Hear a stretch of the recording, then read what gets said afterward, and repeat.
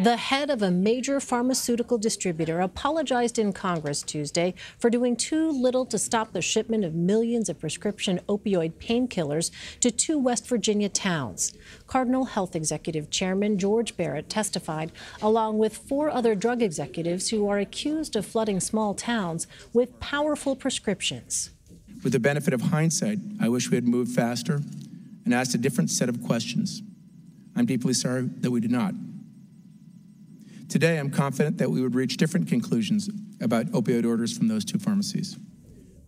Not long after, all 5 executives were asked directly if they felt their companies contributed to the ongoing opioid crisis. Here's what they had to say. Do you believe that the actions that you or your company took contributed to the opioid epidemic? Mr. Barrett. No, sir, I do not believe that we contributed to the opioid crisis. Dr. Mastandrea. Yes. Mr. Hammergren. No. Mr. Smith. I believe H.D. Smith conducted itself responsibly and discharged its obligations. Is that a no? That's a no. Okay, Mr. Collis. No, I believe it's a no for AmerisourceBergen. Katie Zezima is covering the hearings for the Washington Post, and she joins me now from our Washington bureau. So, Katie, help us understand what we just saw there. We saw one drug executive apologize for not doing more to prevent the mass shipment of prescription painkillers to West Virginia, only to then say his company did not contribute to the opioid crisis. Is that a disconnect?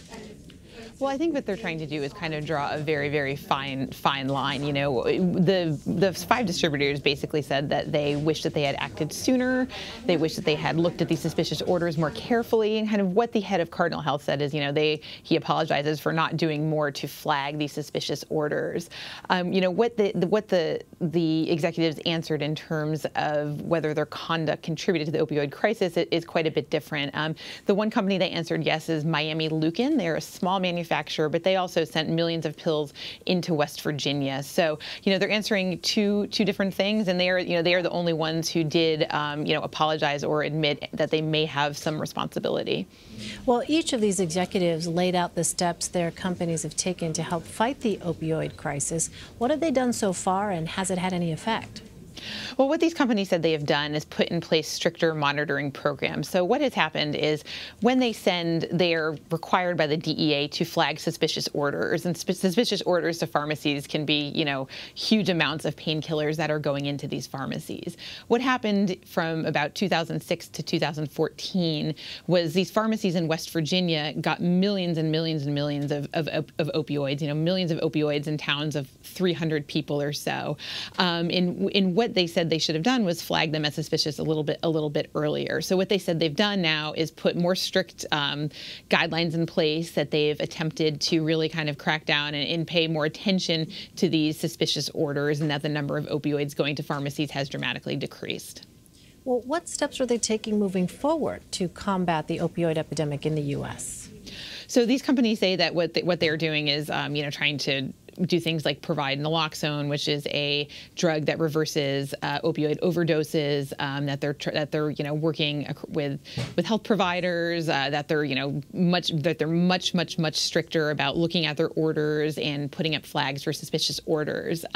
You know, these companies now also have to deal with a lawsuit. They are defendants in a mammoth lawsuit in Cleveland right now, which has been filed by municipalities across the country. Hundreds of states and cities and towns are suing the distributors and others in the pipeline, claiming that they need to recoup damages, that they want damages from what the opioid crisis has done. So on the one hand, you know, they have to fight this in court right now, and they also, you know, are doing corporate-ish things that they believe will help stem the crisis. All right, Katie Zezima, thank you very much. Thank you.